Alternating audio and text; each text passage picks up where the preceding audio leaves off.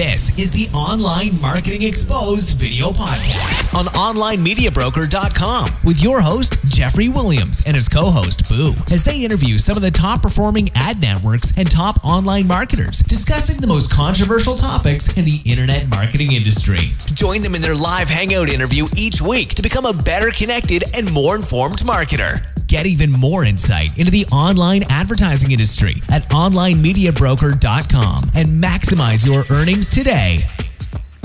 Hey there, everyone. I'm Jeff Williams with OnlineMediaBroker.com, and as always, I got Boo here with me. She's not really wanting to hang out right now, but you're used to seeing her anyway. So again, this is another podcast with Online Media Broker, and I do want to apologize. It has been like 2 weeks. There's been like a 2-week gap there.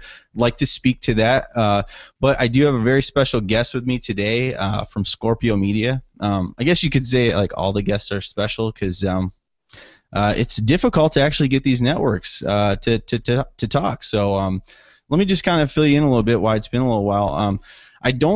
What I've learned is trying to get a hold of networks. They don't seem to think it's very important to have like a face-to-face conversation and show publishers that they really care about them as people.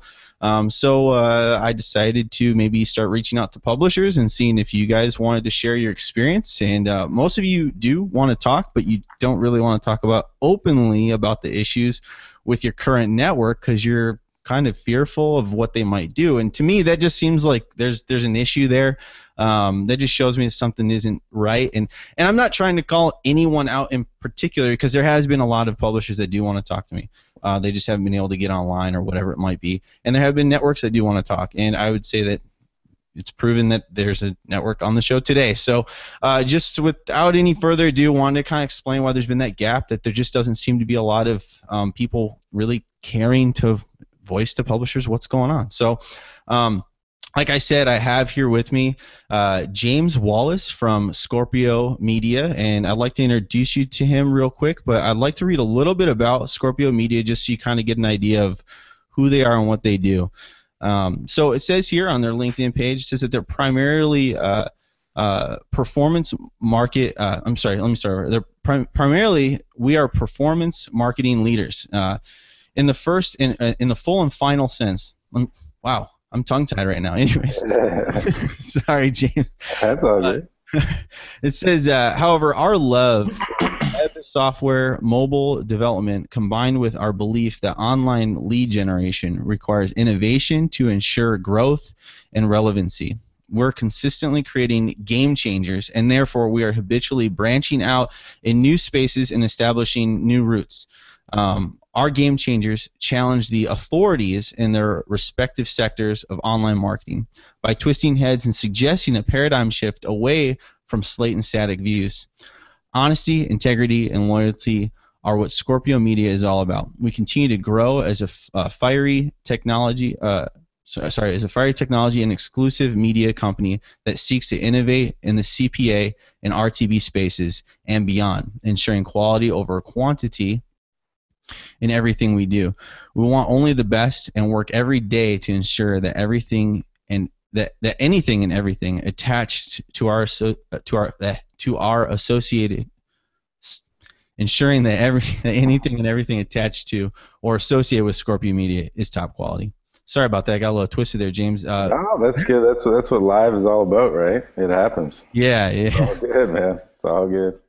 Yeah. No, I really like what that says there, and that's I think why you're probably taking this interview too. So why don't you say hi to everyone? Sorry, didn't mean to just cut right in there. So. No, that's awesome. I'm happy with what you just read to me. Whoever wrote that day was obviously flowing with who we are.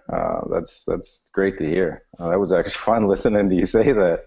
I think it says talks a lot about who we are at the core. Yeah. We've been pretty quiet we've actually been online for about 12 years now, and we've been forward public facing for about 4 or 5 now, and we've been pretty quiet just simply because we've found that a lot of the people in the space, in the online advertising space, are just up to stuff that we don't particularly agree with. And our entire business goes back over 100 years, actually. So I think that was kind of bolted to the online version of ourselves was a very principled approach to business. absolute transparency with our partners, ensuring that everyone in the chain was getting, receiving, and sharing value. And I think that we saw very, very quickly. In fact, I remember the first 6 months of going online and really turning public facing and letting people know that we were out there. We were attacked immediately. There was bogus ripoff reports created.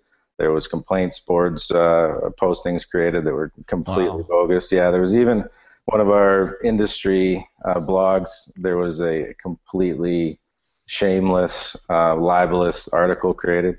All of this was totally baseless, and there was zero evidence provided, and yet people actually believed it to some degree. We reached out to a couple of PR firms that were existing. We had relationships with them, and they advised that we just stop. We don't even engage it.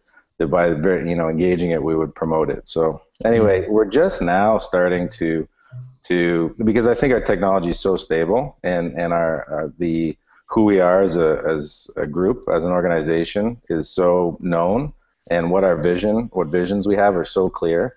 We're now able to turn back publicly and just start talking a little bit more about who we are, and sharing what we think is the future of online advertising. So that's kind of us in a nutshell. I think that we're very principled.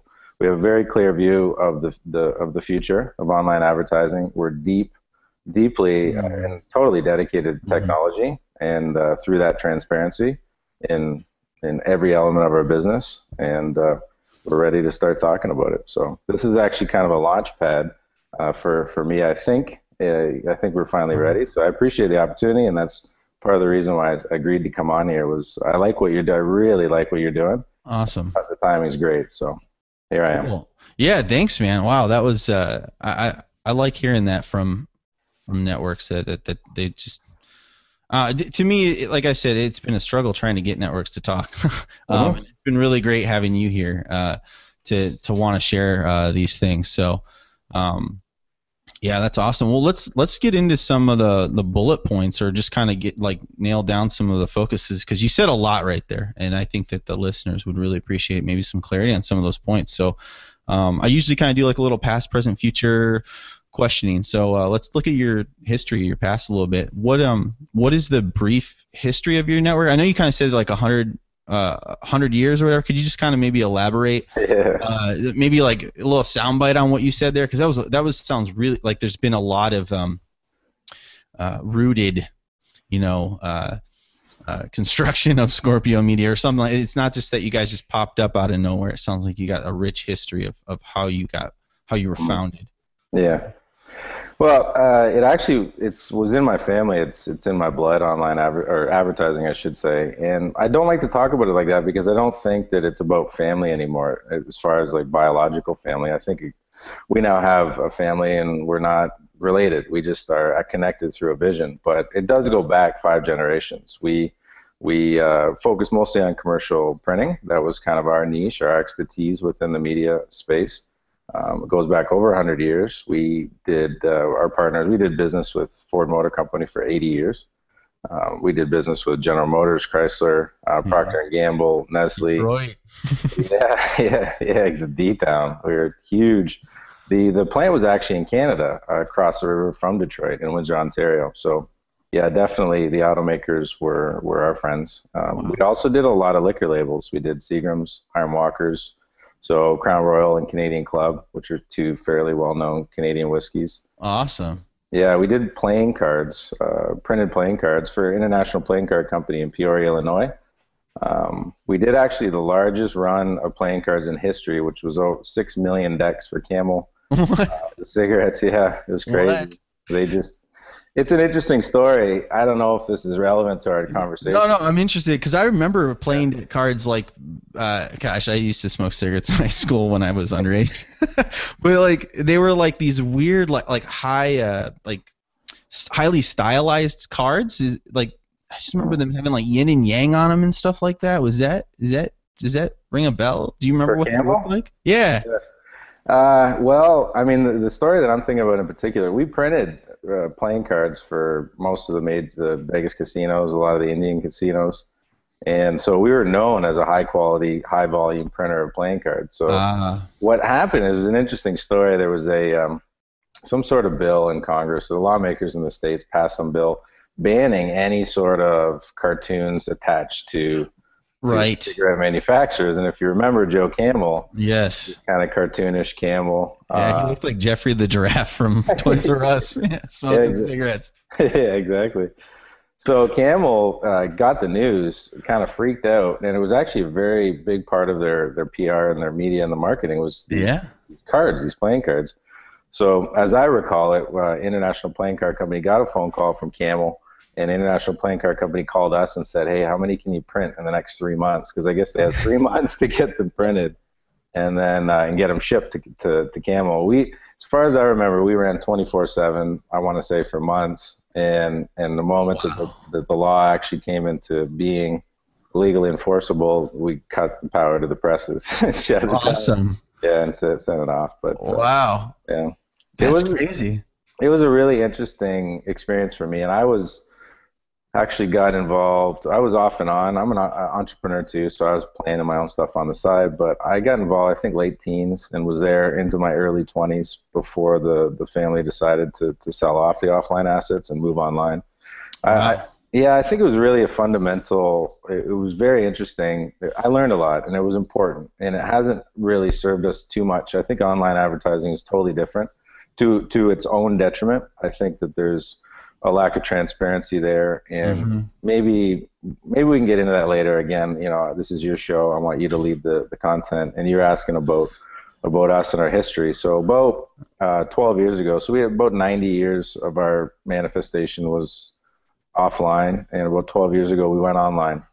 And I think that we thought we were going to bring some of these Fortune 500 guys that we had been doing business with for decades and decades. And the relationships were there, the trust was there, the belief in our abilities was there, but there just was no buy-in. This is, again, going back to the 90s where people were talking about the internet like it might be a fad, which is incredible to consider in 2014 that anyone ever thought that. But, it was all around me. I heard it. And so when we went back to these guys to talk to them about, doing some online advertising in the mid-90s, there was not a lot of excitement there.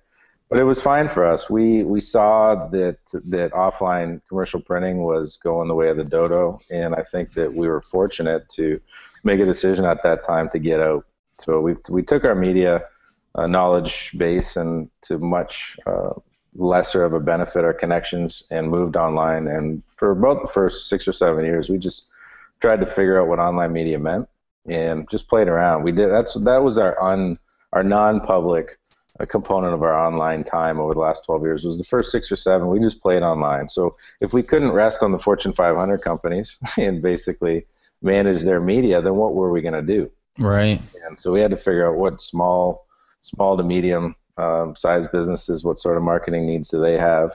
We got into media buying. We did a lot. We basically tested, every single way to market and promote online. And then once we found, I think, a couple strengths, we decided to form a network and move public. And that was about 4 or 5 years ago. And at that time, this is a long story. I can explain it. Yeah, no. Any point that you might want. But we actually formed 007, which was meant to address what we thought was a significant challenge in the incent space, a total lack of ethics. And a lot of people, that's maybe part of the reason too why we were attacked. So about 4 or 5 years ago, we surveilled the landscape, performance marketing. We were involved in branding for the first 95 years of our branding marketing, just kind of interruption marketing, broadcasting, billboards, TV, radio, flyers and such, and realizing that in this new technological era, everything can be tracked. And through that tracking, we can actually show the buyers and the advertisers that an ROI on their ad money, which is great. And I don't know why anyone would not do that. So we surveilled what we thought was, maybe we tried to find the best place to get started in the CPA performance marketing space. And incredibly, we decided to go on the incent side, incentivized side. And I think now, looking back on it, was the best thing we ever did, because we had a crash course in amoral, ethical advertising principles, and what happens when people don't build relationships, hide behind Skype, hide behind email, launch networks out of mom's basement. Yeah. And we probably lost $250,000 in the first year or two simply because, I think we were thinking that it would, kind of operate the way that it does offline, and made some assumptions that burned us. So I don't think sorry, I didn't mean I don't think that's like too far off. I mean, I've worked in sales. I've done marketing. When you work face to face or whatever, when you work with people, you're right. People hide behind Skype. People hide behind chats. People hide behind the internet. In one sense, it gives you the anonymity, right? And people abuse it. It's one thing to use it for good, and it's another thing to abuse it. And you're right, man. I that's what I noticed, like kind of poking around here with internet marketing. I got great ideas, and then I go online and I'm like, WTF, man. Like no one's being honest or whatever. So yeah, sorry. I just wanted to share with you. Like, I don't think that was. In one sense, you know what? It was naive, right? But what else do you expect, right? And then you find out, you get hurt. I think a lot of publishers deal with that when they first get online. They don't know. No, you're right. Absolutely. From a business perspective, I guess in this new era of entrepreneurship, we're all business people. It's kind of the startup of you. You have to look at yourself when you come online as a business, and that's actually an approach that we take with our publishers that is very successful, is that we want to talk to them about their business, not about their online activities. We want to actually help them create an entire business. And saying that, I guess the point is that when you come online, and this is the problem that we've been trying to solve, we became acutely aware of it 4 or 5 years ago, that there's just a massive transparency issue. And sometimes it's actually people just not running a good business. They're not necessarily bad people. They just don't know how to manage money. They don't know how to manage communication. They don't understand business principles and ethics. And I think that allowing for some standardization and also transparency in how they operate is important, so that we can begin to do more streamlined business. There can be less friction. But that is the best case scenario in a scenario where there's not good business occurring. It's just simply that the person is not a bad person. The organization is legitimate, but it just doesn't know how to do business. And for some reason in this industry, online advertising, there's so many of these types of organizations out there. But there's also a huge category. I mean, $100 billion industry and growing almost exponentially.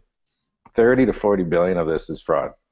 So this is publishers that are providing absolutely no value. In fact, they're stealing money. They're extracting value. It's actually criminal, technically. Yeah, fraud is a crime, and yeah, it's horrible.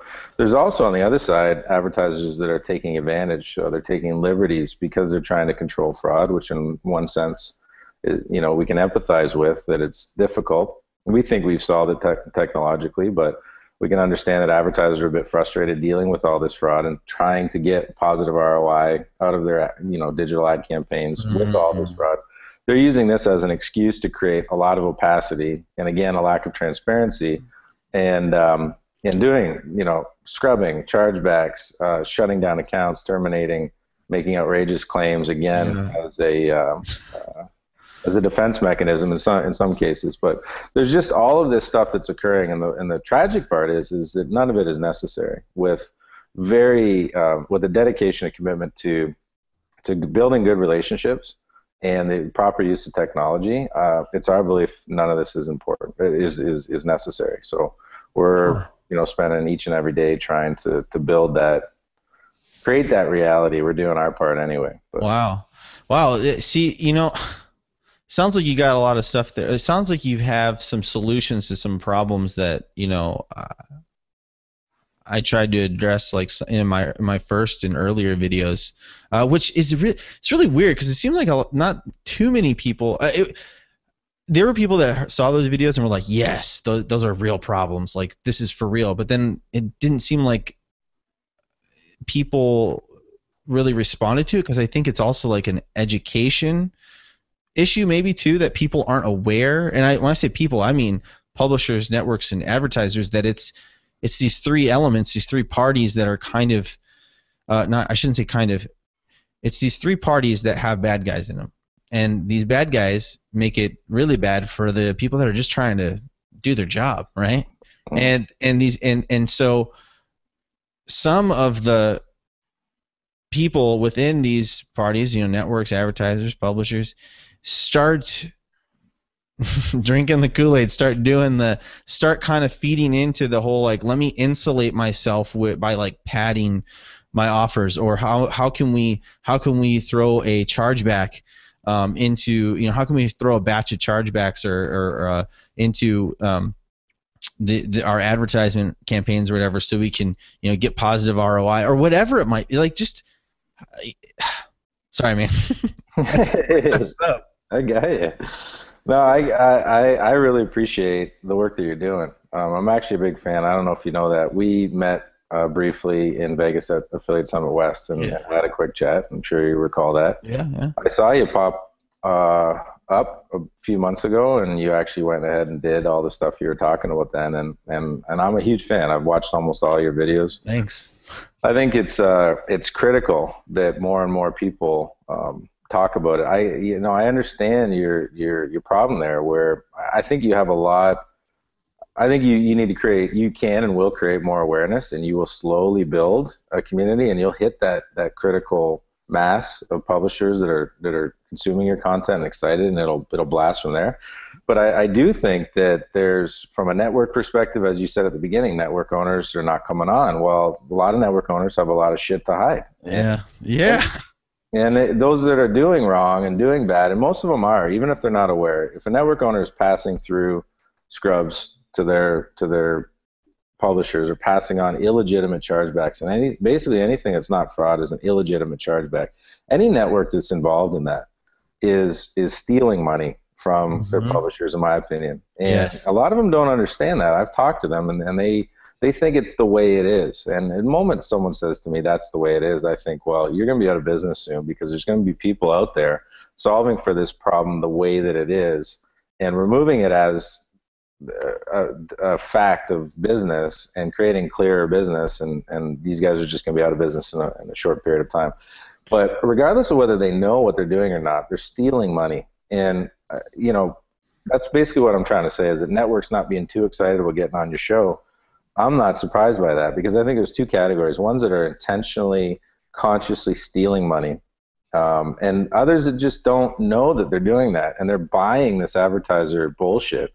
That these things don't require proof, that because an advertiser on high just issues by decree lead reversals, that the network must take them and pass them on to the publisher. We say no. Where's the evidence? Unless you can prove fraud, we reject your lead reversal straight away, and it's non-negotiable. So that's how we. You guys hear that? I don't know if we should like rewind the tape.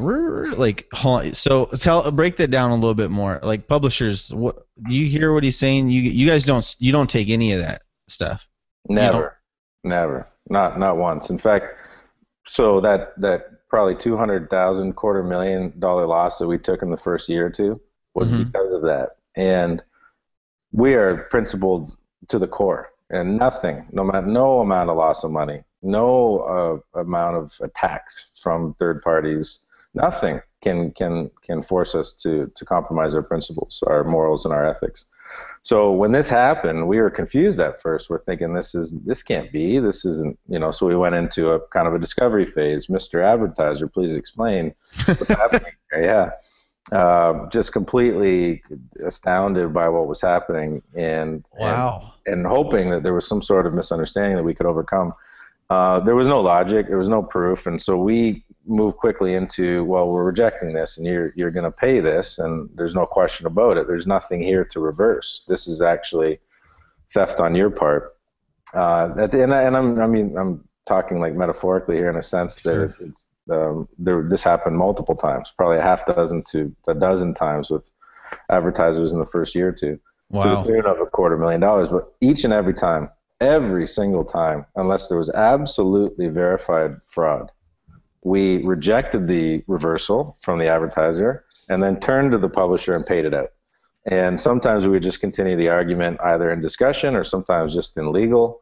But we are responsible for the advertisers that we bring into the network. The publisher doesn't even have access to those advertisers. So how are they going to, if we just pass this on to them, they don't even have recourse. They have no way of getting a hold of someone that's caused this reversal and therefore this damage to them. Right. That's what you guys are supposed to be there for, right? I say you guys. I mean, networks. Isn't that like what a network's responsibility should be? Absolutely. Yeah, it's insane. So, I mean, exactly. This is the sort of like Superman Bizarro world that we were trying to navigate at the beginning.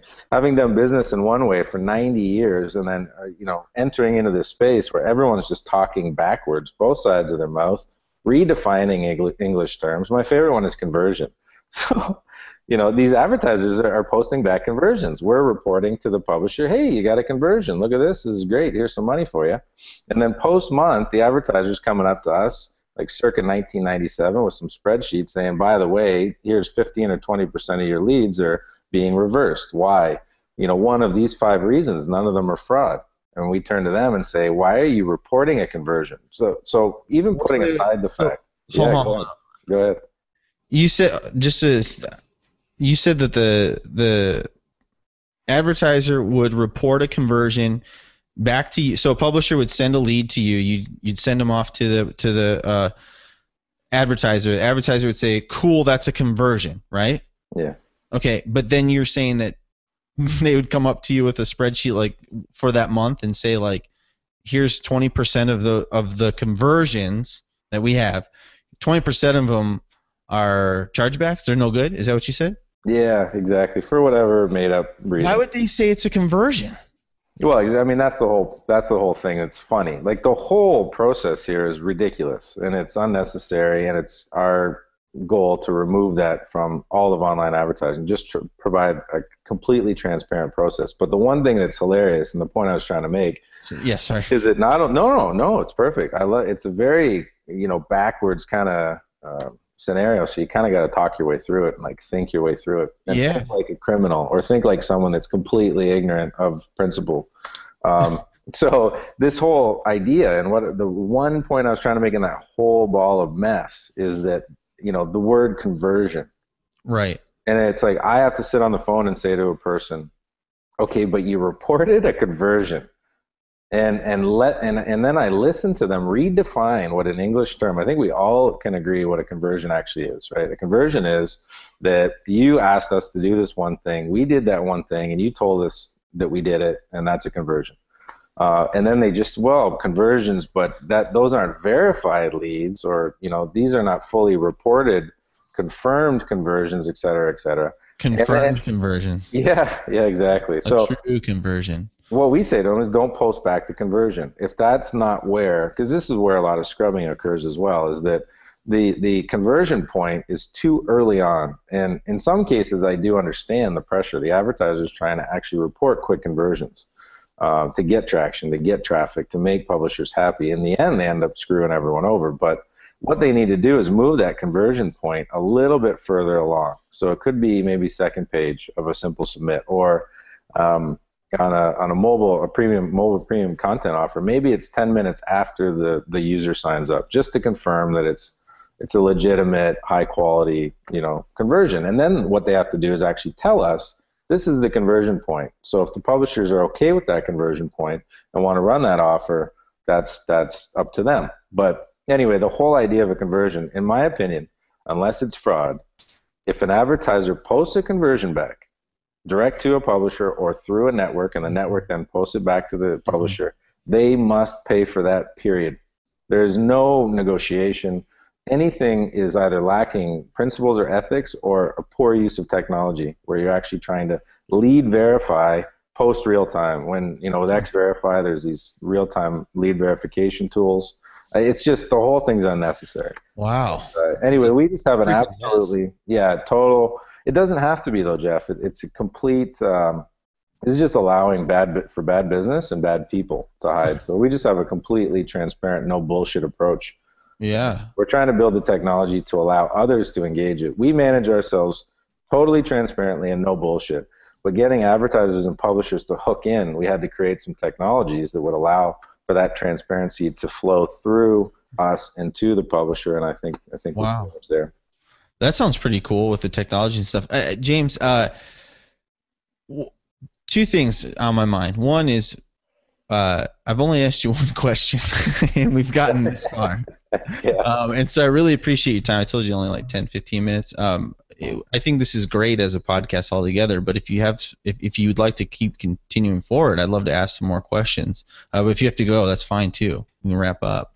Yeah, no, I do have something coming up soon, but this is your show, and I feel like I owe you a few answers. So I've just been having a good time, and I love the platform to be able to talk in a no-nonsense way, kind of in the spirit of your whole podcast. So I'm super happy to be here. But yeah, you fire a couple questions. Yeah. Well, no, that was like the second thing too. Is just like you've kind of I don't know if other people are really if some of this might just go right over some people's heads, and I think that's okay, because I think people don't understand that this is really going on, because you just revealed a lot of new information to me. So from a publisher's perspective, basically we just got like a glimpse of the inside workings of how a network handles business from both just how networks can handle business. I should say how they can, and what we would hope is how, as publishers, what we'd hope they would do is back us up, you know. Yeah. So I hope that publishers that are listening, that you guys really maybe even want to rewind the playback on this and just listen to it again, because that's like really impactful. I wasn't really expecting that from this interview or whatever, but yeah, I just want to make that point. But yeah, let's move on, man. I could talk to you all day about this. That's really interesting. So, yeah, brief history. Wow, you've been online for a long time. Started printing Camel cigarette playing cards, and then said, "Let's go online." Yeah, wow. So that it's not really every day that you hear a network has some real roots in marketing to begin with, and is principled. I'm not saying that other networks aren't. I'm just saying that you don't. I have yet to have heard it anywhere else. So that's a big deal. So just from Jeff OMB perspective, that's I feel like there's some real nuggets there. So let's get some more practical questions here real quick. So what is a specific vertical or niche that you guys are focused on, or is what can publishers find when they show up to your network?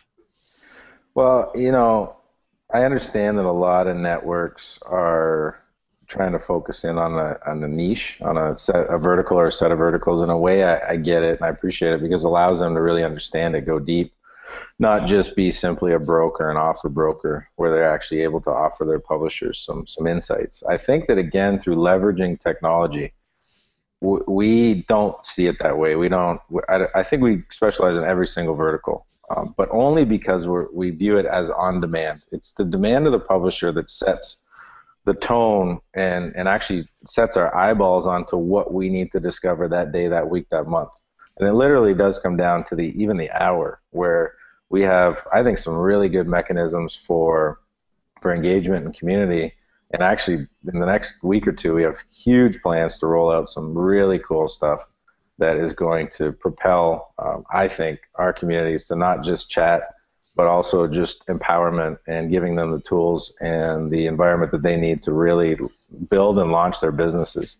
Wow. So to answer your question, I mean, we've had success in various verticals, and virtual currency, dating, diet, BizOp, have never really had a chance or an opportunity to get into EDU.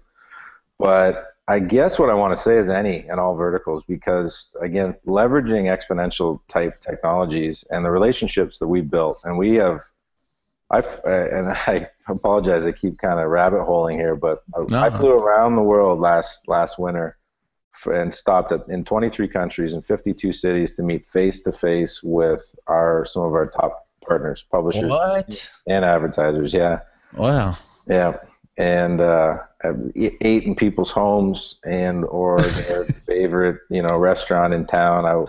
We were in all parts of Germany. We were in Greece, Macedonia, Israel, Beijing, all over the place, and went face to face. So I think the power of our relationships and the technology that we employ and the care that we have for our partners on the publisher side, it basically, if a publisher came to us and said, I have a problem or I have a need, can you help me? The answer is 99.9% of the time is going to be yes, and then we're just going to employ that relationship and or employ that technology and get that. So I'd say that we're technically active in every single vertical imaginable, past, present, future, simply because we're totally dedicated to our partners and we're on demand.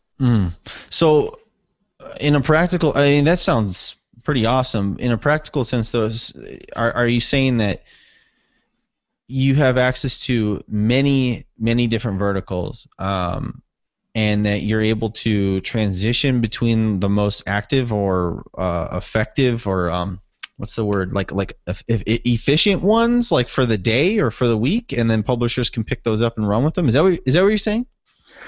No, I think what I mean more is simply that we have all the relationships on the advertiser buyer side, so we can source any type of offer in any type of vertical. Okay.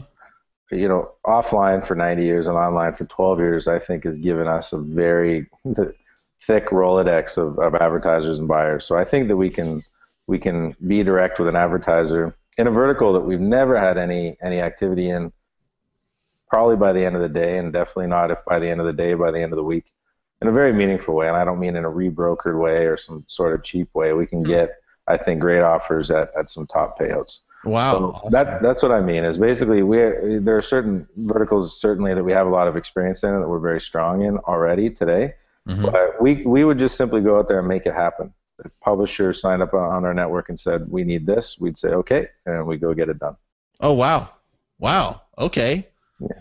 Does that make sense? Yes, yeah, that does. That sounds awesome. Hey, we need, dude, wow. That's not, I mean, checking out other networks, they don't really, I mean, you can ask and they'll go get it, but hey, I challenge any publisher to go check out Scorpio Media and see if they're gonna do that. Hey, no, that's a good. I like it. You did that. Call us out on it for sure. Yeah, because I'm like, that sounds too good to be true. Let's see if you guys can handle that. We're gonna get a flood of like funny, bizarre requests, aren't we? Yeah, I can see it. Yeah. No, we'll play with that though. We'll figure out which ones are real, and whichever ones are real, no matter how bizarre, we'll get her done. Dude, cool. Hey guys, go hit them up. Ask them about the weirdest stuff you can get. See what they can do. Awesome, cool, man. Well, so let's get down to some little nitty gritty. Fire off some real quick questions here. What's the minimum payment for pubs to cash out on? On Scorpio, it's $100. Oh, that's pretty good. Yeah. And then what's the you said on Scorpio? What about anything else? What other one? In with the content locking, with the incent side, it's typically in the $250 to $500 range. Okay. So, but on Scorpio, all of our non-incent is $100, and things are negotiable. Again, it's really about managing relationships. So I would say that if there's a relationship there and the trust is there, and we try our best to build that from the beginning. Then like anything else, we're happy to negotiate that down. Okay, yeah, because sorry, go ahead. No, I was just saying we're happy to negotiate that down to almost zero. With our most trusting, inside our most trusting relationships, anything's possible. In other words. Awesome, yeah, because I was just gonna say, like, what's your payment frequency? So what's your standard, or what would be your default payment? So it sounds like you can do it any amount, any way. You're always willing to work as long as the relationship is solid. But as a default setting, what's your payment frequency and payment options? And then what do you have, like, any? I mean, I guess you do have an early payment option too. Is that right? And if so, do you charge anything for an early payout option? Yeah. Okay. So the default, and this is, I should probably know 100%, but I'm actually going to tell you I don't know 100%. I believe the default right now is $250 monthly as a minimum payment, and the duration of the threshold. It says on 007, it says 500 payout. 500. That's what I see on AFPAIN. I don't know. Maybe that's not accurate. Who knows? AFPAIN doesn't seem to be very accurate about a lot of stuff. So just saying. I'll have to look on that one. Yeah. Well, it's hard. You got to update these things too. Maybe that's our responsibility. We need to go out there and update some stuff. All right, so the easy answer then is, like, there's a default setting. It's probably like any other network out there, but the relationship, and it sounds like this is something that you guys are proactive about, is pursuing a solid, transparent, open relationship with publishers. And once that's established, it sounds like, hey, if you've got bills you got to pay and you need to get some cash out, early, you guys are willing to work with your publishers. Yeah, absolutely. Awesome. And I mean, there was guys recently, or not too long ago, that were claiming to pay daily, and these tiny little thresholds. And again, this is the sort of irresponsibility that we're trying to avoid. So regardless, to be honest, whether our payment frequency is minimum is 500 and frequency is a month, it doesn't really actually matter at the end of the day, because the moment that someone signs up, we start building that relationship. Our goal is, I think, to really kind of thread the needle and get some really nice balance between responsible business, pay as quickly as possible, but not ridiculously quick like some of these other guys were trying to pay.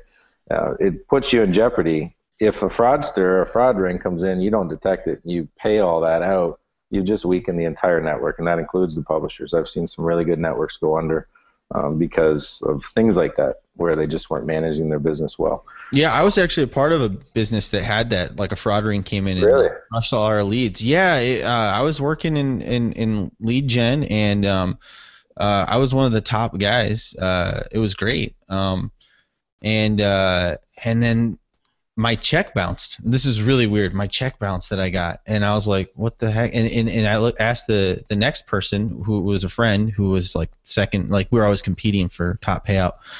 They're like, "Yeah, mine bounced too." So what the heck? Like, I say, "Who else is bouncing?" So we go to the manager. "Hey, what's up? Our checks bounced," and they're like, "Dude, we are on top of that right now."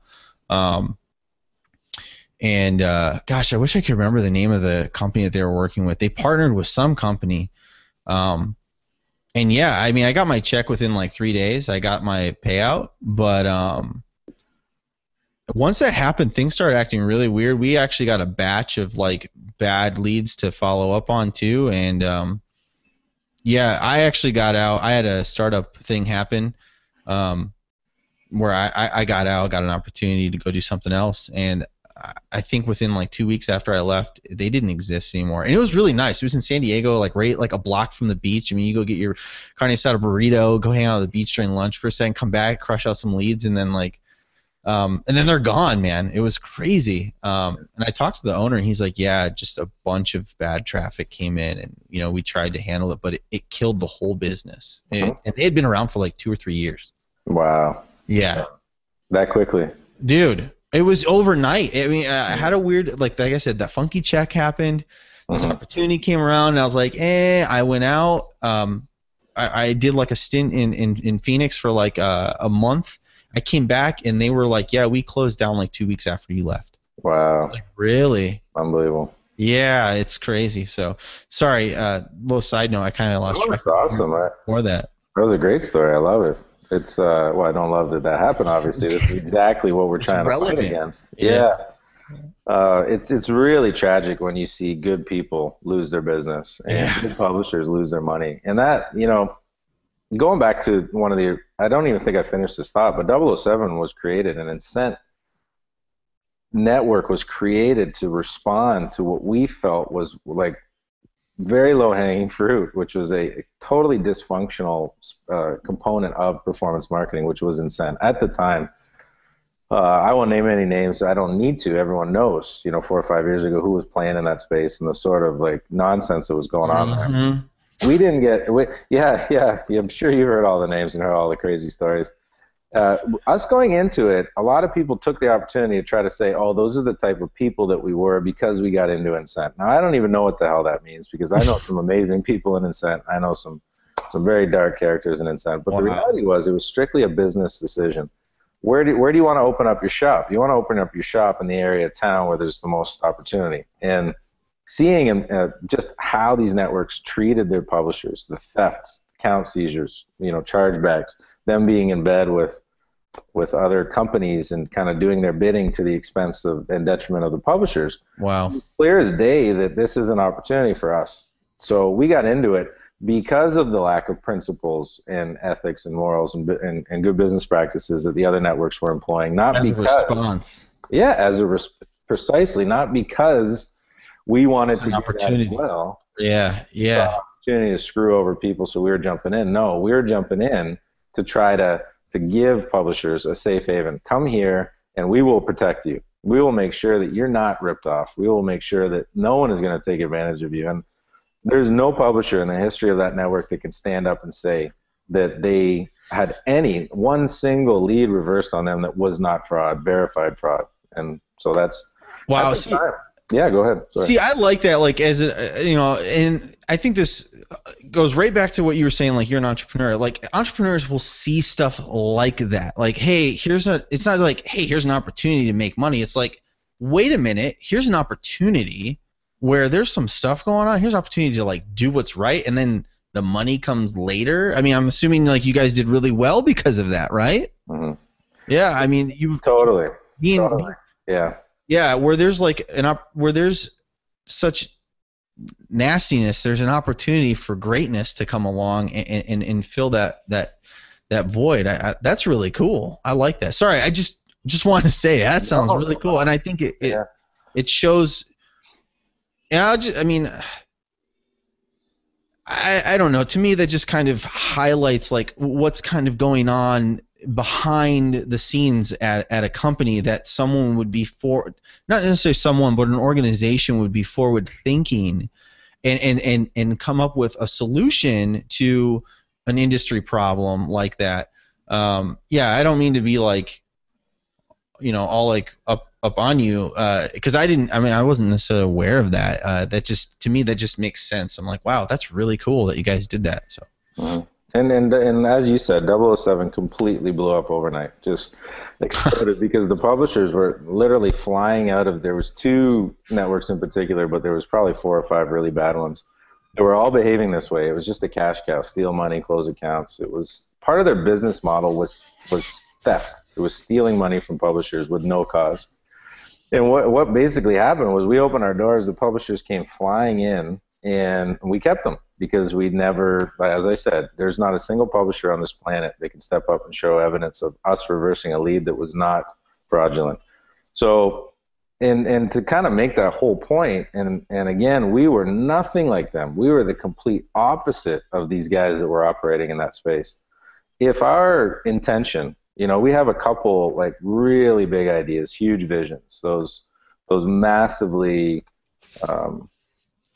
transformative purposes. We have MTPs that we've actually declared. One of them is transparency.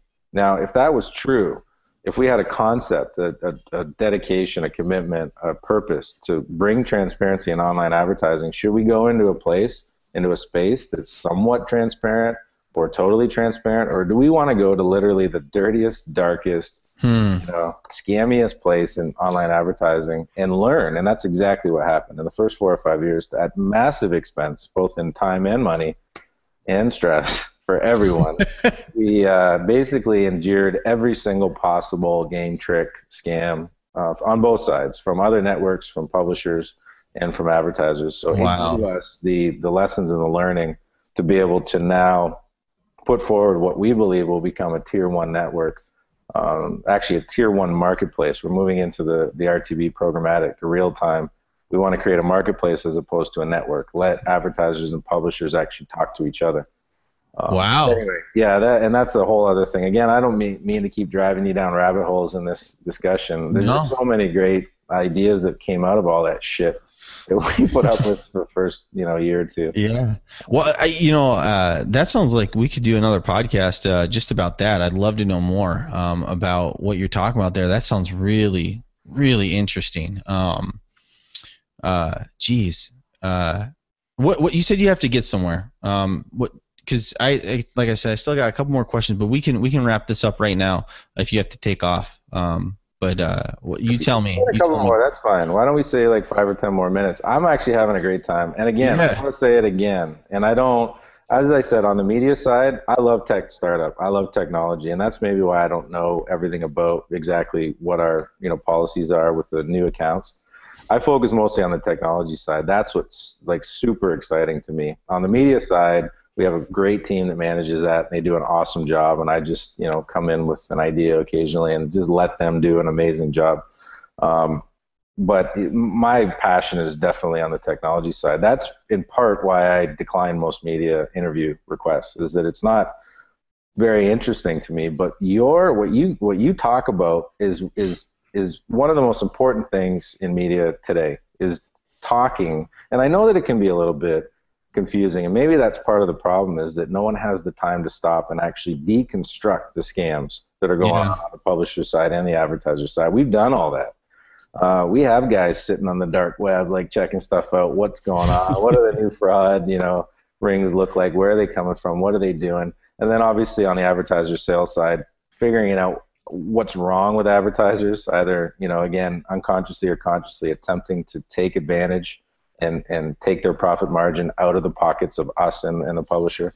But anyway, what you're doing is amazing, and that's why I made an exception to come on here and talk to you. And so, again, I just wanted to say one more time, I really love what you're doing. I hope you do a lot more of it. And, you can have 5-10 more minutes. Let's do this. This is fun. Thank you. Yeah, no, I'm like, I don't even want to ask these questions. I just want to keep talking, But, do what you want. Yeah, thank you so much, man. That means a lot, because it is tough. It's tough just getting people to talk about this stuff. I mean, the people that do, they seem to have the same kind of mindset that you do, and that you've been bringing up. That it's like a sense of like, they have like this integrity, I guess you could just say, and it's weird because I don't. It was a shock to me, just getting more and more into this, that it didn't seem like many people had like as much integrity, or that there weren't many people who had integrity as I thought there would be. Because usually, you go out and walk and talk to people throughout the day, and like they talk to you, and it doesn't seem like they're lying to you or like bullshitting you or anything like that. But then you go online, and it's like it's not like that. It's not like that. It's rare that you find people that are, standing up to what you're talking about. So I really appreciate you liking what I'm trying to do here, and giving me that positive feedback, because that's important, because it's hard to get that. It can be really deflating, just saying. It can be really deflating when you don't hear a lot of people talking back to you, but I think that that's evidence of a problem. So let's move on. Let's ask some questions here. Wow. So my next question here is really like, do you think that there's a difference between like Scorpio Media from the crowd out there? And it's like, well, yeah, I think so. I think we kind of nailed that one down. I think that you guys just have such a different mindset. I'm going to answer this for you. You guys have such a different mindset than other networks from my perspective here, just kind of interacting with you. And this is so enlightening too, versus like just kind of getting on a network and just working. You don't get to hear this kind of stuff. So would you agree with what I just said?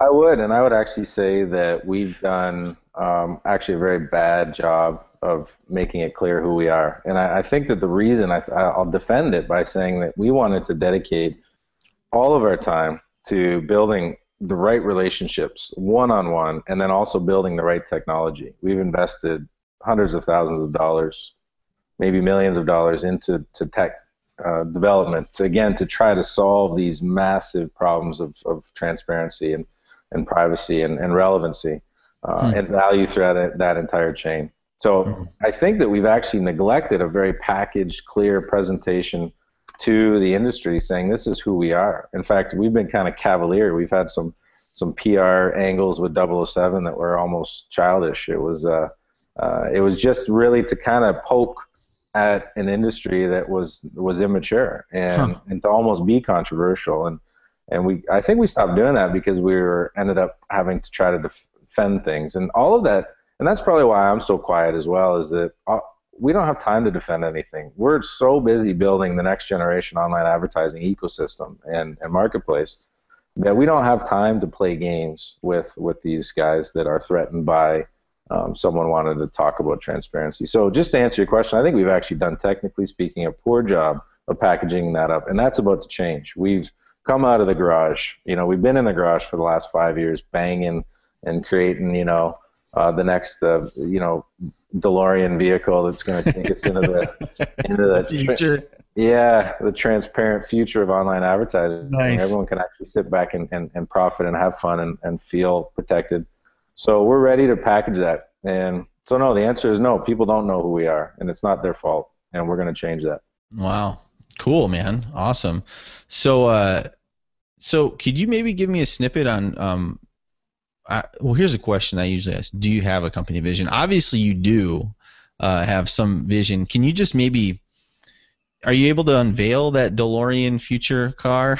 Like, are you able to kind of give us a little like image of what you see the future as being? Because you did touch on the RTB, and you touched on like this marketplace of like publishers and advertisers working hand in hand in one sense. Can you maybe elaborate a little bit on that? Here to explain. Yeah, I can go on for days about it, and I've already kind of felt like I might have been a little bit too presented complex issues in a way that's not productive. But to answer your first question, we have crystal clear. We have a mission, vision, core values, and we actually have 4 drivers and one principle, all to help us refocus when necessary and keep us on that path. Our vision is so big that unless we were crystal clear and attracted the right members of the organization, the right people that vibe, that were completely aligned with our vision and our core values, which you can't teach core values. We need to find the right people. It's not about, you can give them skills, but they need to be built on top of a core value that's compatible. And all those things, attention to detail and measurements and integrity. These are all core values of ours. Transparency, privacy, everything is just sharing, this huge, huge part of who we are. That ends up creating kind of an emergent organic organization, and then the results are emergent. It kind of comes through. So as opposed to saying this is all the stuff we need to do, we create the right organization, we align on the core values, we create our vision, and then from there the daily, weekly, monthly work just kind of emerges. So just to answer that vision concept, our visions are crystal clear, but they're huge, and it would probably take me days to explain it all again, because we haven't done a lot of the work that we need to do on the PR side to really package these things together. But I basically see that. I see a world where marketing and advertising cease to exist. They just simply no longer exist. Instead, leveraging big data, metadata. So basically online user has characteristics, and that is they're followed around, or those characteristics follow them around. We're able to keep them private. So this isn't NSA stuff. We don't need to know who that person is, where they live, their secrets. They should have all that. But we can get to know who they are as a user profile that moves around. And the reason why that's important is that we can then serve up relevant ads. So that's a way to get around the whole privacy issue. I think right now some of the bigger social networks are they don't care about our privacy. They're so big, they're so powerful that they just don't give a shit. And I think that is going to be, there's a bunch of tech startups, and we're one of them. We're a group among those tech startups that's trying to address that issue. How do we get a relevant engagement, a relevant experience with the human, and also protect their privacy? And I think that we have the technology that figures that out. Wow. Yeah. So, and the reason why that's super important is that, and I actually believe in a 100% conversion rate, a 100% actually click-through rate, conversion rate, everything, because if we take the time to actually figure out who this human is in a non-creepy way, non-invasive way that protects their privacy, then, I mean, let me ask you, Jeff, have you ever had that situation where you go to a web page and then something loads, catches your eye, and you see it, and he's like, thank God, I was looking for that thing. I know it's rare because no one's doing a good job, right? But when it does happen, do you feel like you were just sold? Do you feel like you were... Oh, yeah. Well, I didn't feel like I was sold. I was captivated. That was the thing. Like, I got this... You're talking... this moment happened to me a while ago. It was... I forget where I was. And I don't even know how this device showed up. Like, I'm on Kickstarter, Indiegogo. I'm always looking at, like, startup stuff, and I really like the tech stuff and design, so maybe that information somehow got on there. But there was this, I don't know where it was, but there was a little pop-up, and it was for LumaLift, which is like a back support, or it lets you know if you're slouching or something. I'm not wearing it now, unfortunately, but it just kind of buzzes and lets you know, like, oh, you need to sit up straight. But it was a startup. It was a crowdfunding kind of thing, and so it didn't feel like an ad. It just felt like... like a genie came out of nowhere and was like, by the way, your back, your posture, you've been wanting this. And I was like, oh, damn. So, exactly. So I got it. And that's actually happened a couple times. That's awesome. So you asked me the world that I see. That's the world that I see. The world that I see is, and that's why marketing and advertising are just going to simply die.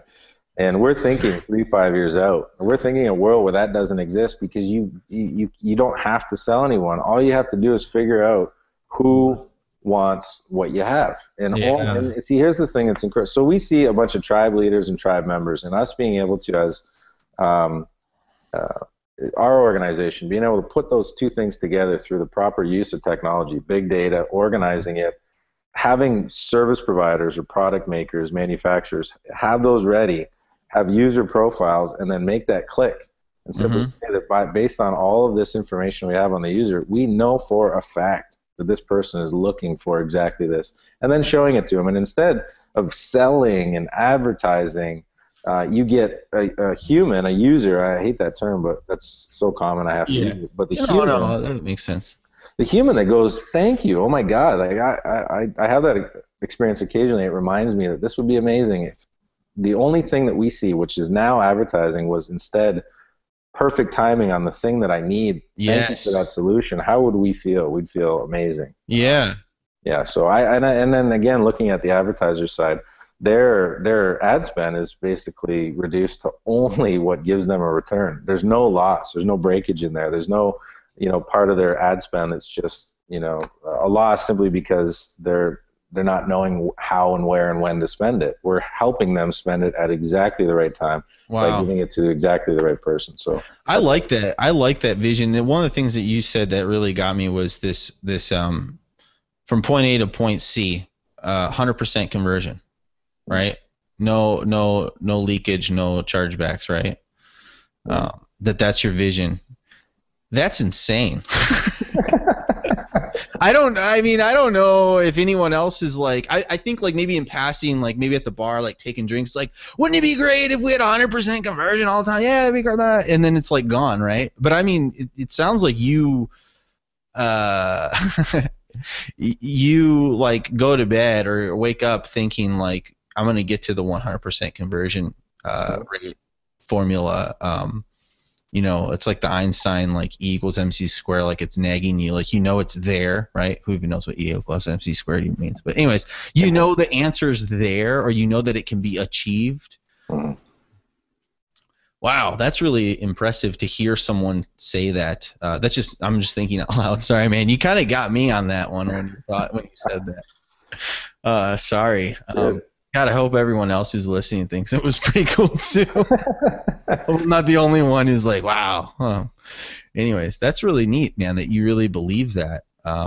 Yeah, I could go on for hours about it, because the implications are huge. But I won't do that on your show right now. It's super exciting because it talks to a future world. It talks to a world where there's not as much waste. We're not wasting each other's time.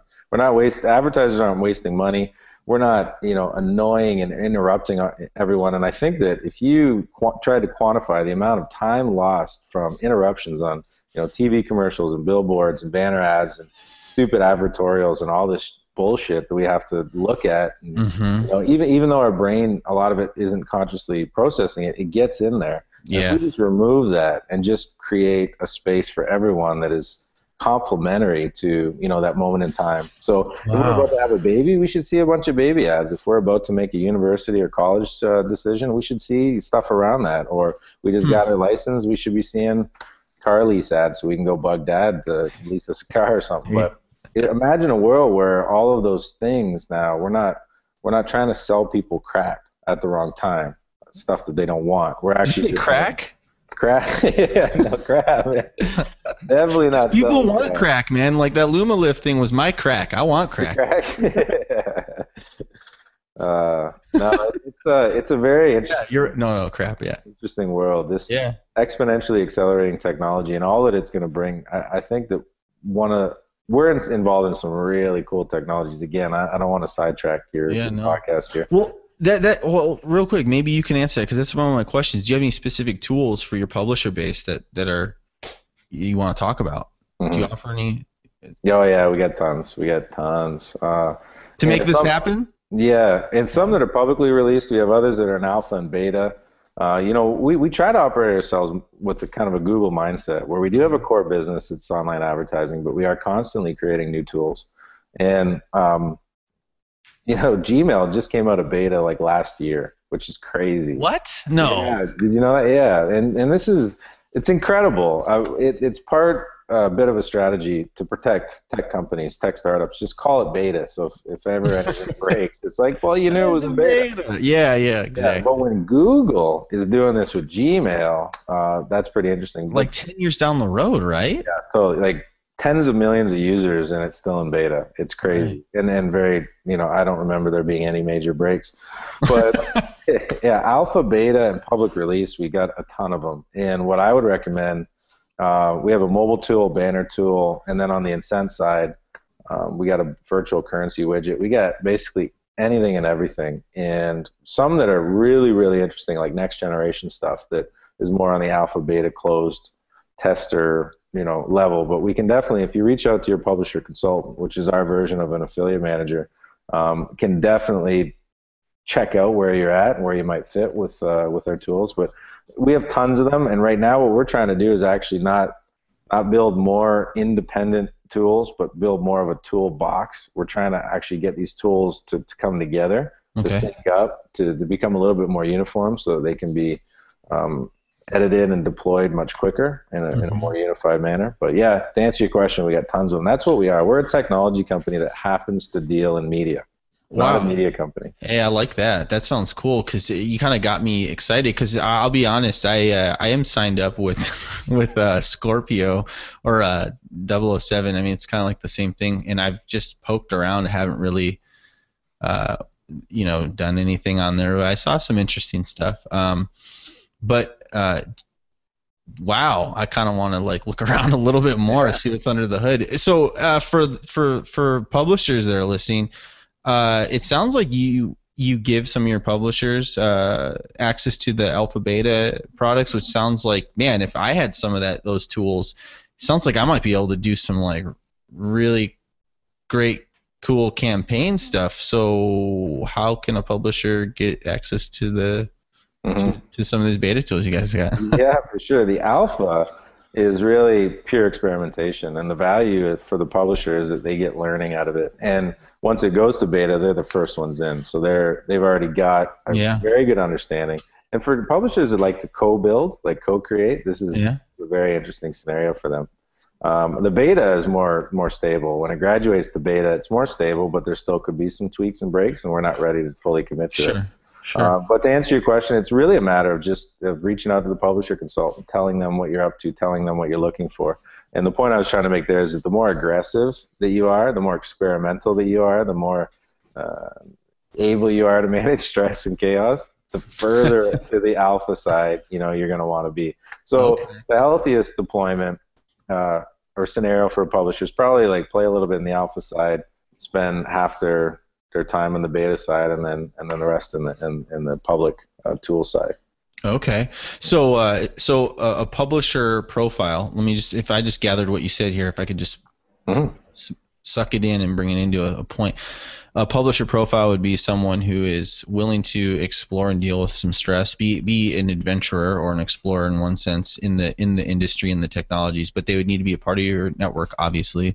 And then this is the key. It sounds like they need to really bug the AM or the publisher consultant to say, hey, I want to check out the new cool tech tools that I heard about on the freaking podcast over here.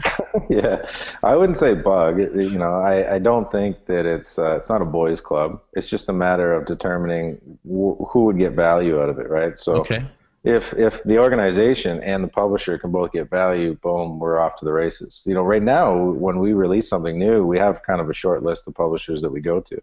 Some of our old faithfuls, guys that we love, that have been around forever. And like Rohit, I had him on the show. He talked about you guys a lot. Sounds like he's a game changer guy.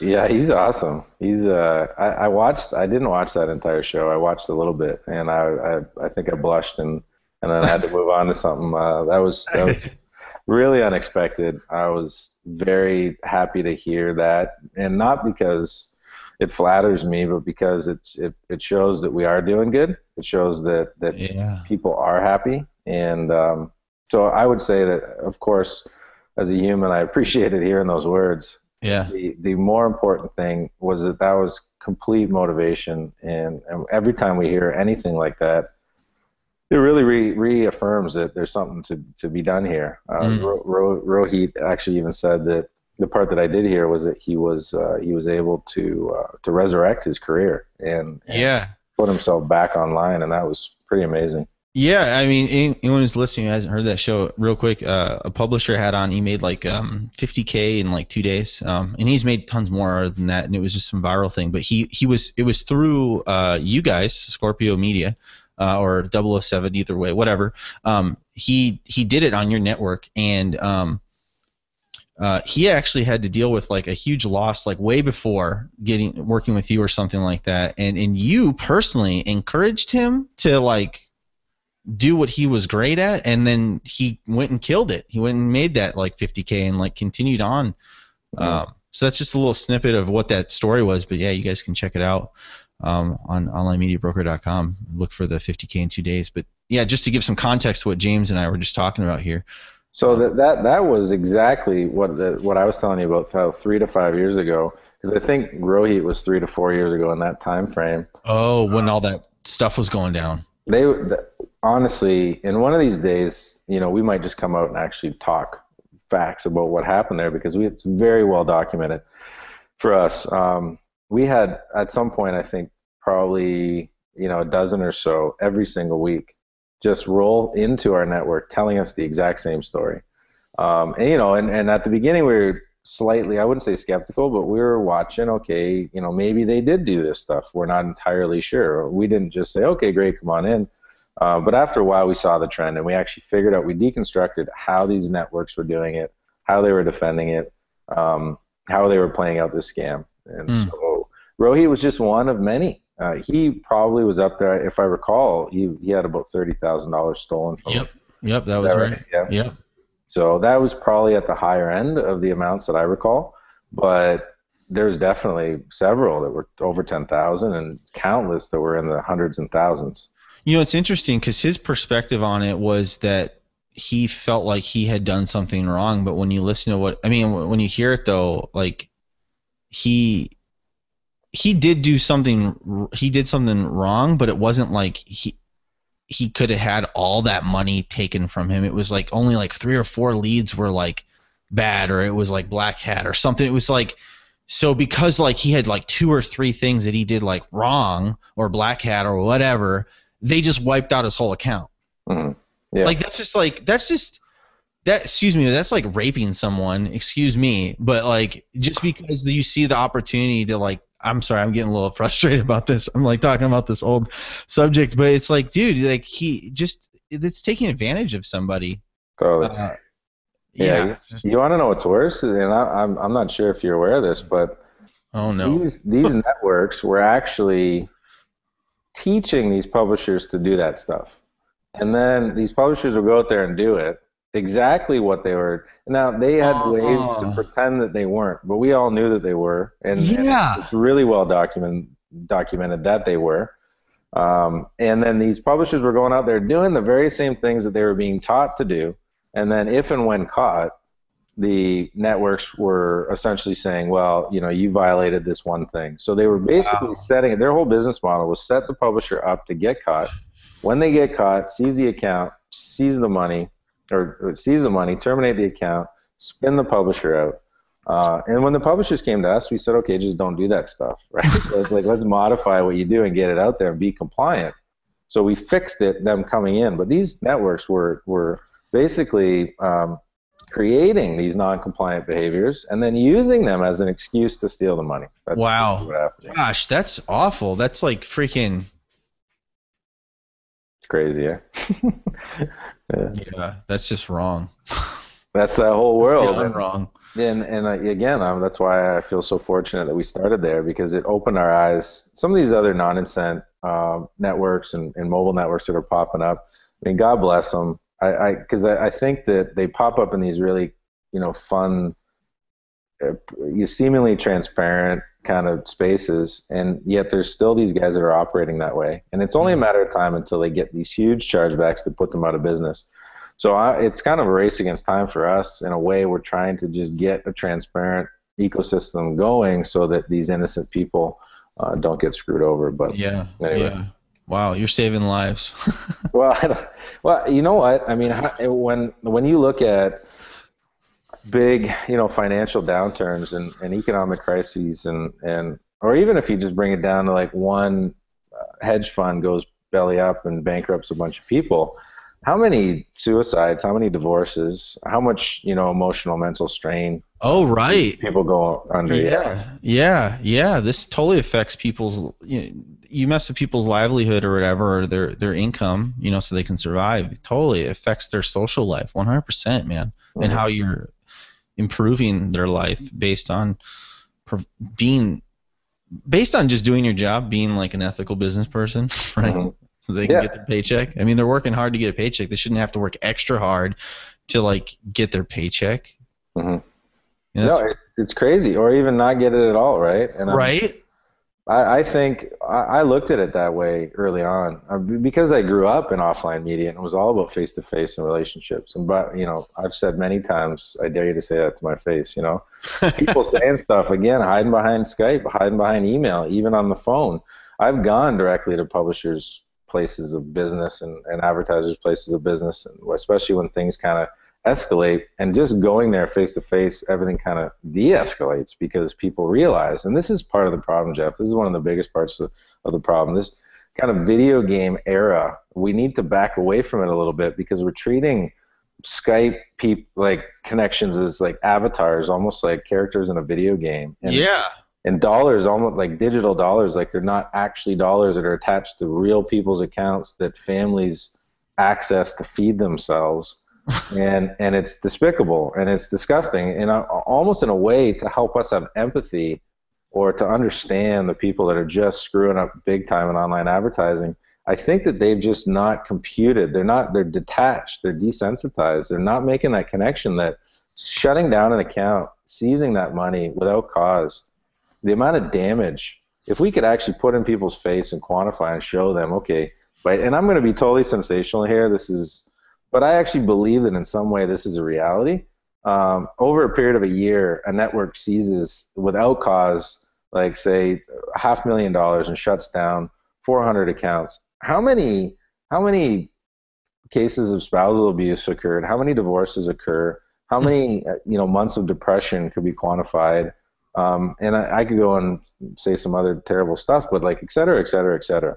How much damage is caused by someone just clawing back a digital, entire 500,000 or whatever, thinking not a big deal. I'm just going to take this money, pretending like they have cause. This is the sort of things that we see and we feel, and give us the energy to go out there and try to solve these problems. Wow, jeez. Anyway, don't mean to go again down another rabbit hole. No, man, go. That's awesome. Cool, man. Well, hey, Let's end on a more up. Well, it's not that it's down. I'm just saying, like, let's talk. It's all up, man. Yeah, it's all up. It's all up. It's just down. You got to get down and know up. It's deep. It's deep. Yeah, exactly. That's the thing, and not to hijack, but I say this to our guys all the time, is that the degree of frustration that you experience on a daily basis, the degree of depravity that you witness in these activities on both sides, the buyers and the sellers, is conversely the degree of opportunity that we have.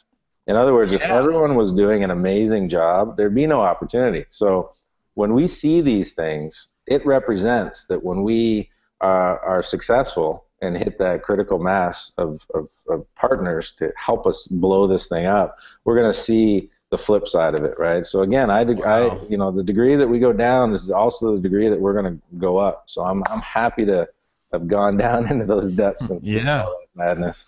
Absolutely. No, you're right. Yeah. Wow. That's good. I'm kind of blown away. Just when you hear someone talk like that, it's rare that you get people that are open enough to talk about these things at a level, that is, I mean, maybe it's just my personality too. I like personal development stuff, and I like getting into the psychology of stuff, but it sounds like you guys are really, you like to know why, and that you guys really focus on the why. why things are the way they are. You ask the question why without fear, and then make improvements. So wow, yeah, that's just, to me, I'm kind of like a little high from that. That stuff is big deal to me, man. I know that. I know that's again why I'm drawn here. That's why I'm here, Jeff. Yeah. Again, the only reason why I agreed to do this is because you asked me. I believe in what you're doing.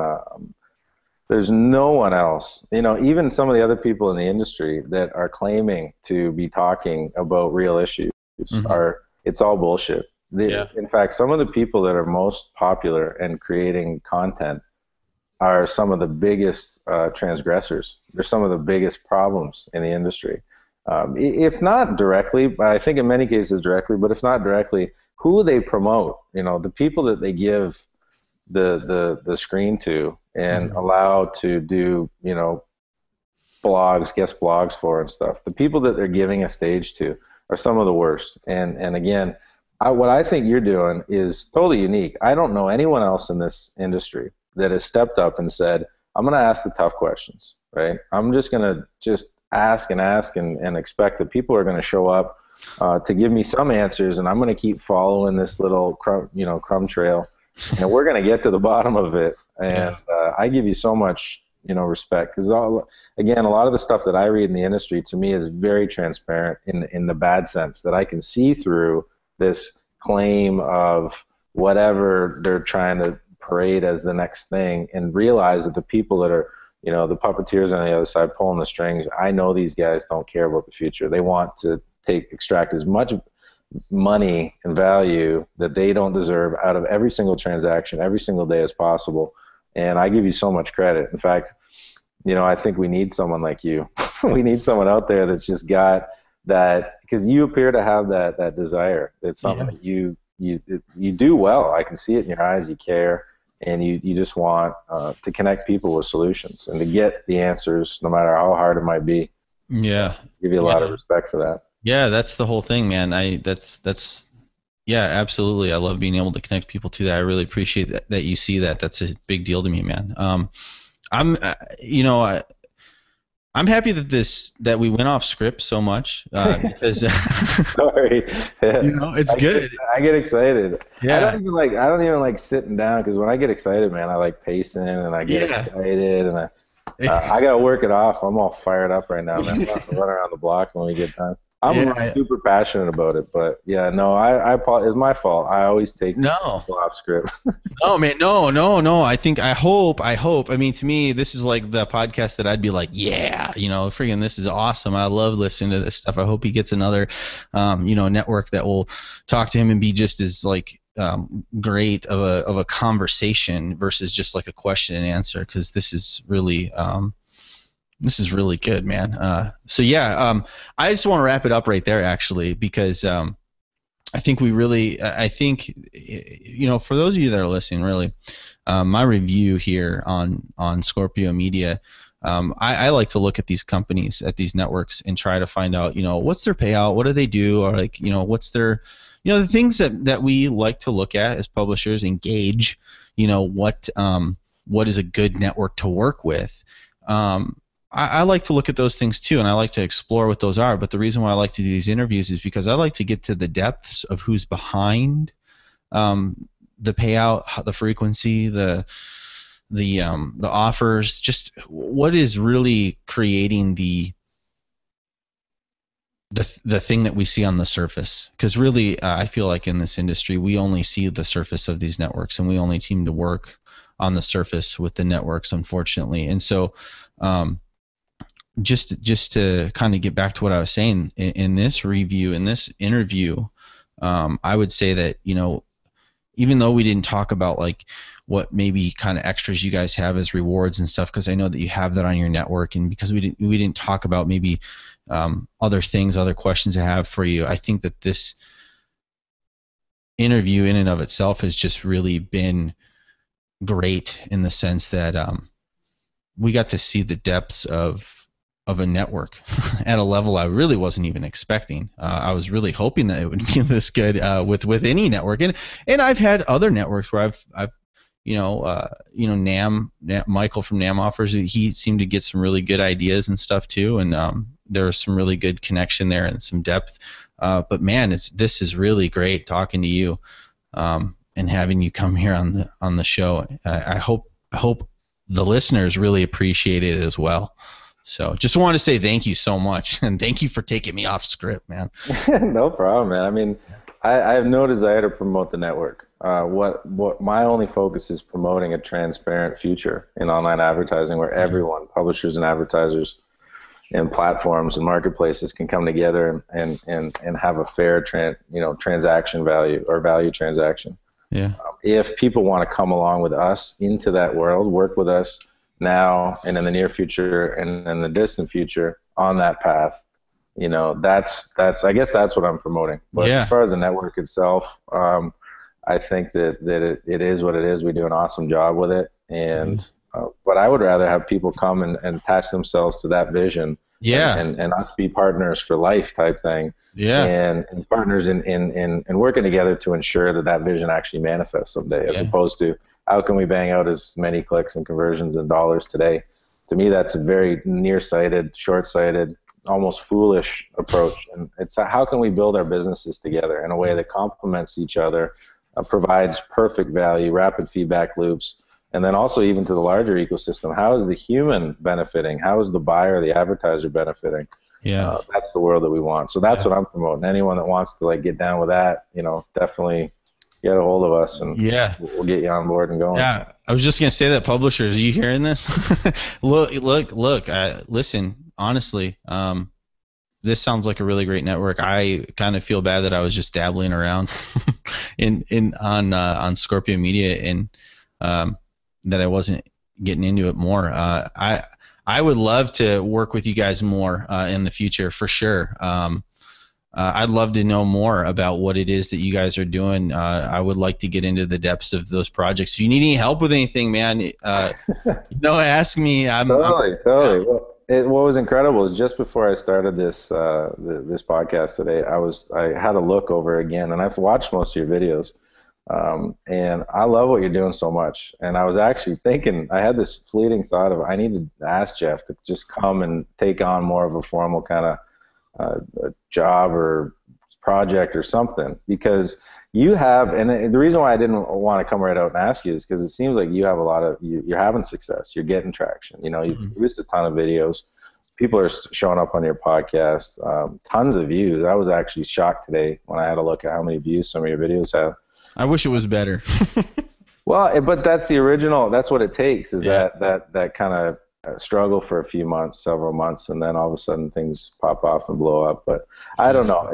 I think you're doing an amazing job, and I see you having continued and growing success. So I don't know if that would work for you at any point now or in the future, but I'd certainly invite you after this podcast, reach out to me and let's talk about it, because I think you're saying all the right things, and we've actually been looking for someone, partner experience, and someone that can really kind of articulate, as I said an hour ago, or God knows how long ago, we've done a really poor job at packaging exactly what we had to offer and putting it out there. And we did that. We were okay with that because we knew we had to focus on the substance. We had to get it. There's so much bullshit talk, networks and advertisers making claims, top payouts, best offers. It's all nonsense, right? Or most of it, 99%. How can everyone have the top payout, right? Right. One person does, right? So we focus on the substance, and now that we have that, I think we're in a position where, and we actually have internally articulated this very well. Now we just need to package it in a way and proliferate it. Someone like yourself would be perfect. And through this conversation, I'm feeling more and more like you might be the guy. I don't mean to be totally inappropriate here, man, on the podcast, but that's so weird. Think about it. Hit me up after, and wow. No, that's awesome. Thank you. Wow. I didn't mean to say that's so weird, other than the fact that I had Scorpio. Look at this. This is what's so weird. I had Scorpio Media pulled up on a window here, for LinkedIn, so I could read off some of this information about you guys. And literally, right. Hopefully, I'm not like crossing the line here. I think I understand you right. It says right next to Scorpio Media is my face from my LinkedIn profile, and it says, "Ready for your dream job?" ? Yeah. Jeff Williams, we can help you find it. And it's like an ad or something through LinkedIn or whatever. And I'm like, what? Wait, what? I want you to come, so I'm actually gonna go with that and say that's a sign, buddy. You gotta take this, at least take this suggestion seriously, right? Awesome. Well, yeah, let's talk. Let's wrap this up because I feel like we're kind of, this is about us. We're talking right now, but wow. Sorry. Yeah, let's wrap this up. Jeff Future rabbit hole. Yeah. Hey guys. Thank you, James. I really appreciate that, and thanks for being on the show. Guys, girls, listeners, Online Media Broker is here for you guys. We're here to, Boo and I, which she's gone now, but we're here to help you guys, us publishers, networks, everyone really come to a better place in the industry. I hope that this interview is really helpful and enlightening for certain situations, kind of what's going on in the industry. I hope that every one of you would share this too, because I think that, again, it is about a learning curve that exists that maybe some of us just don't know about. But yeah, sorry, I'm still kind of frazzled a little bit, like my mind's a little blown right now about your offer to come work with you guys. That would be amazing.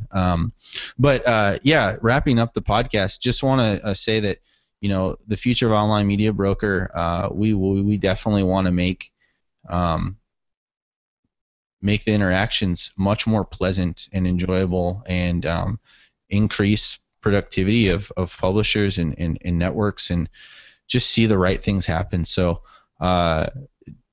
listeners, don't be surprised if you hear about me being somewhere else working with James or something like that. That sounds really cool, man. I'm just going to tell you that sounds really awesome, but we'll talk about that some more after this podcast. So James, thanks again, man, for coming on the show. Any last words you'd like to share with the community? I don't think so. Maybe other than just I see a bright future. I'm a realist optimist. I do think big for sure. And 100% conversion.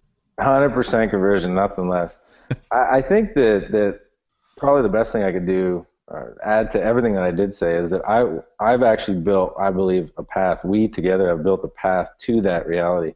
That's not just some big, idea that has no way for us to get there. We've built the lily pad all the way there. Wow. So I'm a realist optimist. You got to start with looking at what is reality, and be totally honest about that. What exists, the partners that exist, the tools that exist, etc. Then you think about that huge idea, that idea that gets you so excited that you can, work 16 hours a day, 7 days a week for 3 years, and plow through all of the unpleasantries that the gatekeepers and the competitors are going to put your way. But I truly believe that is absolute. It's almost a foregone conclusion. Someone is going to do it. I think, it would be cool if it was us, because we're super passionate about seeing it. We want to quicken that. But that world of hyper transparency, hyper relevancy, and also hyper privacy, that's the world that we're trying to build. And we believe that it's not only just a great idea, but we believe we actually have the stepping stones to get there. So anyone that wants to be a part of that, please, you can go to my personal website, wallace.vc, and connect with me there. There's many different ways to connect. So if it's not a media, if you're looking more on the technology side, maybe you're a programmer, maybe you're a tech startup founder, non-tech, on the non-tech side, and you want to talk to me, just hit me up on wallace.vc, and whatever sort of conversation you want to have about that crazy cool world, let me know, and we'll talk. Wow, awesome. Wow. So Wallace Victor Charlie, right? VC. Victor Charlie. Yeah. Air traffic control coming from my wife there. Yeah, awesome, cool. So everyone can hear that correctly, so they can get to the right connection. Thanks for putting that out there. And yeah, I'd love to be a part of that vision too, man. It sounds really amazing, and not just. It just sounds like it resonates really well with me. So, thanks again, and I really appreciate you sharing all this with the publishers out there, and networks too. I hope that networks really would come together and work on this as a whole, as a collective. That it shouldn't be us versus them or anything like that. But and you don't seem like someone who would be like that either. I mean, you're open to working with other networks as well, right? Yeah, I'm actually glad you gave me a chance to comment there, because I wanted to let you go. I know that. Yeah, me too. But extended hours.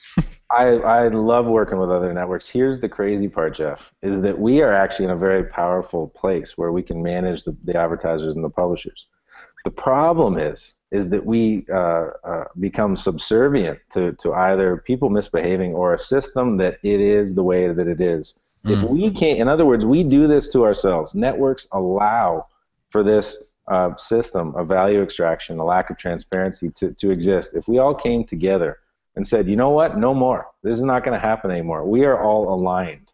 You know, we played around with the idea of actually creating a board and creating a standardization and having, you know, something that is completely transparent, and we all as networks unify, and not just networks but marketplaces too, that allow these buyers and sellers to come together.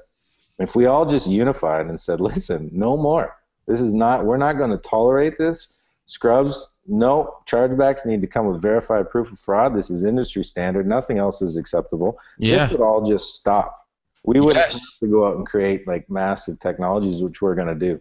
So because we can't force other networks to come and get together and agree on the way that it should work. We had to go out and just build the technology. But I still invite that possibility as well. We don't need to benefit. Again, our goal, Jeff, is that world. And whatever we have to do, we're going to do it. So even if there's no direct benefit to us, where we're actually like counseling and getting value in return also as well, another network, and talking to them and working through some issues. Maybe they don't know exactly how to solve this problem.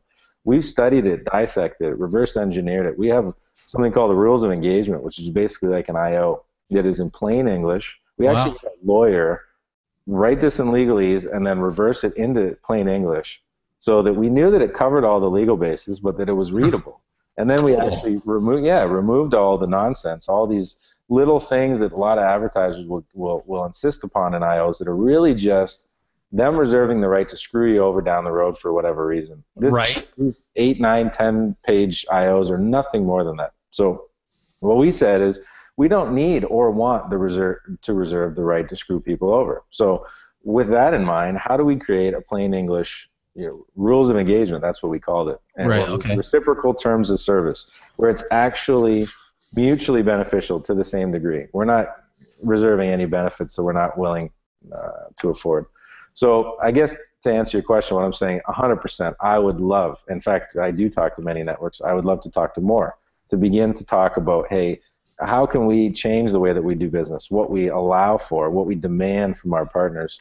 If we can do more of that, we can get to that place quicker. We do need technology to ensure it, but if there's more people, more network owners, more networks out there that are just saying no more bullshit to the advertiser, no more bullshit to the publisher, and we get aligned on that and start supporting each other on that, we're just going to get there quicker. So 100%.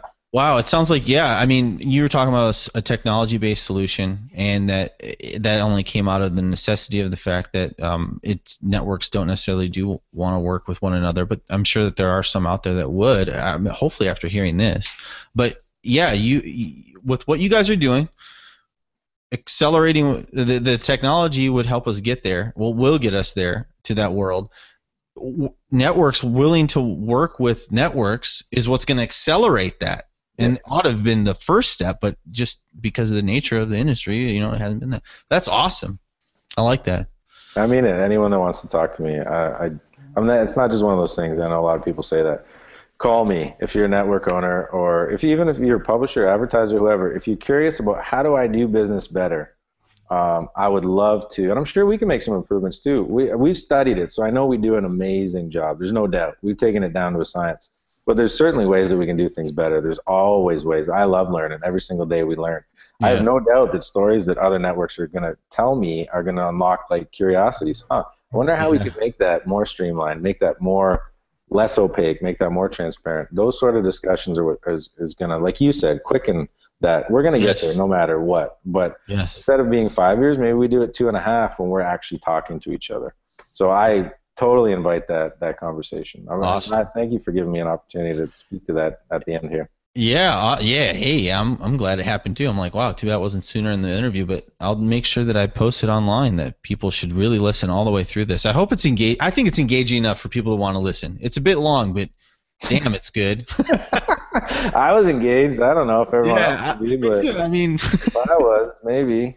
I might want to watch this, listen to it again myself. So I encourage everyone else to rehash it, go over it again, just because this was really rich, full of good content. So awesome. Well, James, thanks again for being on the show, on the podcast. Boo says hi as well, if I can find her. But listeners, thank you so much for listening to Online Media Broker Podcast. If you have any questions for me, you can hit me up at jeff@onlinemediabroker.com. If you have any questions for James, you can check him out at wallace.vc. Is that right? That's correct. Awesome. And networks, if you're interested in quickening the transition of shitty internet marketing, but really rough internet marketing to a world where it's just going to be better for everyone, let's come together as networks. I mean, this is just a publisher talking. But if you want to get together, check out James at wallace.vc as well, and hopefully you guys will have that conversation. I'd love to see that happen in the future. And James, we need to keep talking after this broadcast. So thank you, listeners. Have a good night or day. Thank you for joining us on Online Marketing Exposed video podcast on OnlineMediaBroker.com with your host, Jeffrey Williams, and his co-host, Boo, as they interview some of the top performing ad networks and top online marketers, discussing the most controversial topics in the internet marketing industry. Join them in their live hangout interview each week to become a better connected and more informed marketer. Don't forget to go to OnlineMediaBroker.com to get even more insight into the online advertising industry and maximize your earnings today. See you next time on Online Marketing Exposed. Thanks for listening.